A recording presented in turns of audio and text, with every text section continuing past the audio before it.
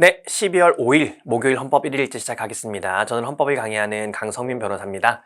자, 오늘은 24년 경찰 2차 재판받을 권리에 관한 설명으로 가장 적절한 것은을 묻고 있습니다. 자, 1번입니다. 피고인이 정식 재판을 청구한 사건에 대해서는 약식 명령보다 중한 종류의 형을 선고하지 못합니다. 그러니까 예를 들면 피고인에게 벌금 300만 원이 내려졌습니다. 약식으로. 그럼 이 약식으로 벌금이 떨어졌을 때 피고인이 여기에 대해서 정식 재판을 청구하게 되면은 정식 재판에서는 이거를 최소한 벌금으로만 선택을 해야 되는 것이지 징역으로 바꿀 수는 없습니다.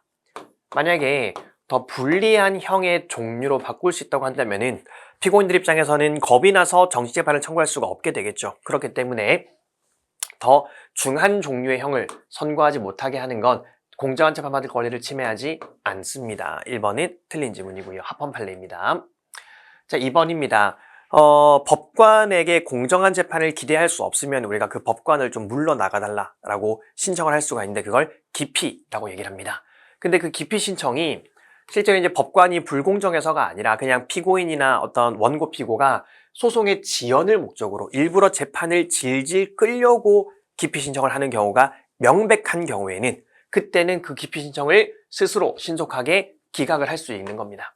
이런 기피 신청의 남용을 방지하기 위한 것들이겠죠. 당연히 내용을 읽어보면 얘는 합헌일 겁니다. 2번이 옳은 지문이고요. 3번입니다. 교정시설의 장이, 교도소장이나 구치소장이 미결 수용자에게 교정시설 내 규율 위반에 대해 징벌을 부과한 뒤 얘가 뭔가 나쁜 짓을 했대요. 그 규율 위반 내용 및 징벌 처분 결과 등을 관할 법원에 양형 참고 자료로 통보한 것은, 그러니까 결국 이제 이런 형을 선고할 때 이 사람이 반성하고 있는지도 굉장히 중요한 요소인데 얘가 감옥에 가서도 계속 사고치고 나쁜 짓만 하고 돌아다니면 얘는 전혀 반성도 안 하고 말하자면 개전의 정이 없는 상태인 거죠. 이제 그런 경우는 당연히 양형 자료를 법원에 보내고 법원도 그걸 반영해서 판결을 선고를 해야 될 겁니다. 자, 따라서 이는 양형 참고 자료로 통보한 것에 불과하기 때문에 공정한 재판받을 권리를 제한한다? 요거는 제한도 하지 않습니다. 이거는 이걸 양형 자료로 보냈다고 해서 재판을 못 받게 하는 건 아니잖아요. 재판이 불공정해지는 것도 아니잖아요. 따라서 제한하지 않고요. 자, 4번입니다. 요거는 여러분들 많이 봤을 만한 판례입니다.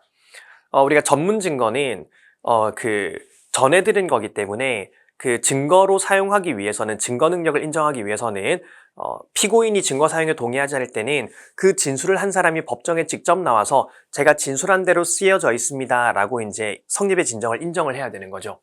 자, 그런데 19세 미만 성범죄 피해자의 경우에는 입법자들 생각에 이 피해자가 경찰 과정에서 진술하고 이 진술 조서를 법원에 냈는데 법원에서 만약에 피고인이 저 진술조서 사용에 동의하지 않는 경우에는 원래라면 피해자가 나와야 될 거잖아요. 근데 피해자의 2차 가해를 막기 위해서 피해자가 출석하지 않더라도 신뢰관계에 있는 동성인의 진술만으로 그 진술조서의 증거 능력을 인정을 해버립니다.